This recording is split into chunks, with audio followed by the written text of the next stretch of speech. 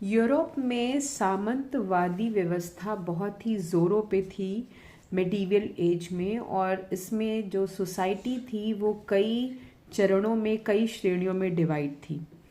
जो कि राजा थे, राजा अपने राजा और उनके निम्न श्रेणी के जितने भी लोग थे, जितने भी व्यक्ति थे, या जितने भी निम्न श्रेणी के जो भी वर्कर्स थे, उन सब का अपना अपना दायित्व निर्धारित था और वो अपने अपने दायित्व को पूरा करने में हमेशा सक्षम रहते थे। तो किंग जो है वो अपनी ज़मीनों को, अपने जायदाद को, या कह सकते ई स्टेट्स को दान करते थे, या कह सकते हैं कि उनकी जिम्मेदारियां सौंपते थे ड्यूक को।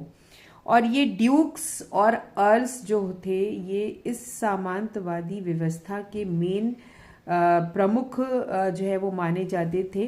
ड्यूक्स जो है वो राजा की ज़मीनों पर अधिकार करके उसकी सुरक्षा करते थे।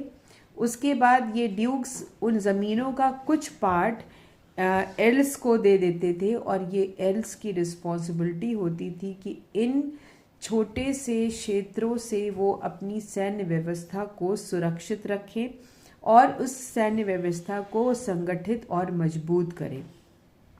यानी ड्यूक यहाँ पर राजा की रिस्पॉन्सिबिलिटी अर्ल्स में सौंप देते थे। लॉर्ड जो था, यानी कि जो लैंड था, वो डिस्ट्रीब्यूट था कई लैंड ओनर्स के थ्रू, जो कि छोटे छोटे हिस्सों के मालिक हुआ करते थे।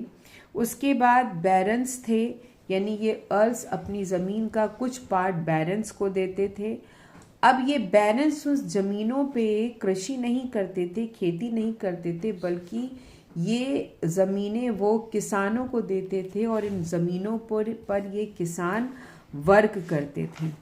तो इस तरीके से ये जो सिस्टम था, जो पूरा सोसाइटी के फ्यूडलिज्म का, ये बहुत ही प्रिविलेज था उस समय सोसाइटी में। इस सिस्टम में ने क्या किया कि समाज के उत्थान के लिए कभी कुछ भी नहीं किया गया। यानी ये लोग आपस में बस एक दूसरे को अपनी रिस्पॉन्सिबिलिटी, अपने दायित्व देते रहे, लेकिन समाज के उत्थान में जो प्रमुख भूमिका निभानी चाहिए वो सब कहीं बहुत ही पिछड़ी रह गई।